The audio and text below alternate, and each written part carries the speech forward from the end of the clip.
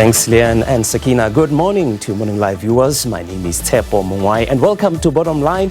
We do this every Monday, this time making sense of developments that move markets. After staging a strong comeback, the JSE pulled back on Friday as investors were awaiting to see what would come of the high-stakes meeting in Alaska between President Trump and his Russian counterpart Vladimir Putin.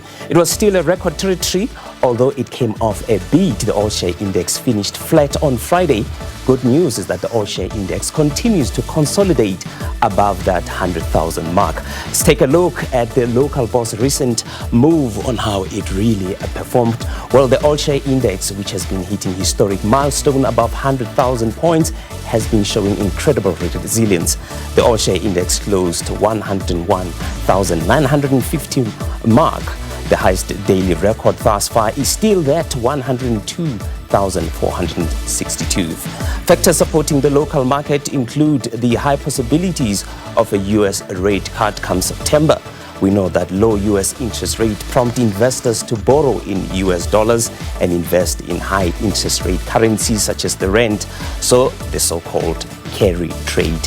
Let's take a look at that rate differentials that often move the markets and also make a huge impact. So a cut will widen that interest rate cut differentials, making it attractive to invest in emerging countries such as South Africa. If you go back, you look at the all-share index, you see that to date it has been railing and it has surged to a record high months after months. So the all-share index basically started the 2025 at 83,542. Almost months later, we are at 101,950,000. That's going back from beginning of this year. So it's a gain of almost 22% since the beginning of the year. Also out, we also expect a lot of numbers to come out this week. Unemployment numbers due out on Wednesday that came out last week, where we saw some significant increase in the country's unemployment rate. And as you could see that the first quarter, of course, we recorded 32.9% in the first quarter, and we increased to 33.2% in the country's unemployment rate. But what caught my attention during those numbers that came out last week was the financial sector. The number of jobs that were lost in the financial sector was 24,000 that was recorded. And I must say that Standard Bank in its results presentation last week captured one of the reasons why the sector has been shedding jobs. Take a listen to Standard Bank CFO, Anne Danke. A mix of frontline staff has pivoted towards more multi-skilled consultants rather than the traditional cash tellers. The number of cash consultants in branches is 50% lower than in 2020. All these changes that we have made to optimize our infrastructure position us well in an evolving payments landscape. Well, this week we'll see the release of the local consumer inflation data out on Wednesday. Most market participants expect an acceleration from 3% year-on-year to 3.7% in July. And of course, the US Fed FOMC minutes are also out this week on Wednesday. For now, we turn our focus on trading this morning. We are joined in studio by Thobeka Ndlovu, who's a retail trader, to share her journey. Thobeka, thank you very much for joining us. Thank you for inviting me. It's an honor. Absolutely. Just share your journey in as a retail trader. How did it all start and how has it been for you? It started when I was 18 years old, right after matric. I didn't know what I wanted to do.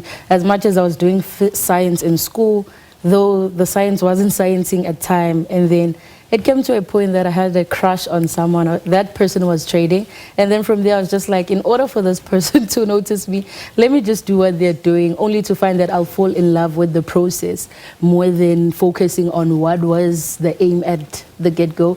And then from there, it has been a good journey. One thing for sure is that I'd say we come with a different mindset when we are starting, believing that it's some sort of thing of get rich kind of quick kind of scheme, only to find that it's not that. You got to learn, you got to have the knowledge, you got to have the skill, you got to practice. All of those stuff I had to learn through breaks and errors along the way. And then we got where we wanted, as much as not as yet where I want to be. What are some of the biggest mistakes that you say you've committed in your journey? Trading journey. Oh, in my trading journey, I can say that the most mistake that is, I feel like it's the biggest, is strategy hopping, whereby I have a certain strategy, I use it in approaching the market, only to find that once it doesn't work, I change it.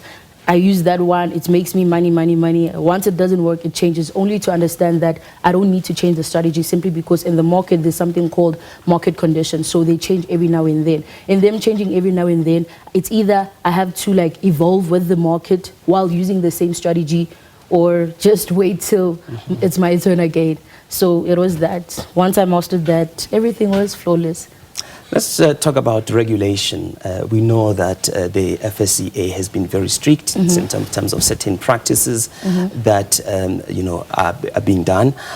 What has been your experience, and what do you think it could be a missing link that could help more and more young people to come out and trade accounts and make a bit of money for themselves? Okay, with that, FSCA just filed in some sort of a new rule of that in order for you to provide any financial services or even to teach how to trade Forex, you got to be regulated. So in that being said, I feel like that decreases the chances of people being scammed, because out here, a lot of people don't even believe in Forex, that it even works at this time and moment, because they've been scammed a lot. There's a lot of people out here claiming to be Forex traders, claiming to have made a lot of money, only to find that they are scamming people. So as FSCA introduced the rule of being regulated, it gives much more of like credibility and some sort of people, in order for people to learn, they know that they gotta check that person's background. Good, okay, are they regulated, how long have they been in the industry, and all of this stuff, because sometimes we can't say they should show proof, because nowadays you can scam that also. So FSCA is just doing a great job. What will be your strategy this week? I mean, we've seen a lot of volatility in the financial markets. The Putin meeting with the Russian counterpart has been moving the markets a lot. What is going to be influencing your strategy going forward? All right, a strategy is actually like an approach on how you approach the market in order for you to come out with the trade idea. So I'd say that I wouldn't answer as my strategy, because it's kind of takes out the question, but instead I'd say that my approach this week is a matter of fact of just, I usually analyze on a Sunday to check on how the market goes, and also I'm a technical trader more than a fundamental trader, so it's not something I focus on in terms of fundamentals on what's happening in the economy. I mostly focus on the technical side of things, and which the technical side of things is all about looking at previous data in order to determine what will happen next. So in that being said, my strategic approach is just checking for my breakout structures from there, and then seeing my points of interest in my February retracement. And then, yeah, I feel like that's the simplest way I can explain it in terms of technical analysis. If I can go deeper, they would understand. All the best with your trading strategy for the week. Thank you very much. That's Tobe Kandlovu, a retail trader in our Traders Corner. And remember, don't trade your last money. You may lose all of it. And there's never a shortcut when it comes to wealth creation. So join us next week here on Morning Live. This is Bottom Line. And of course, Morning Live continues after the break.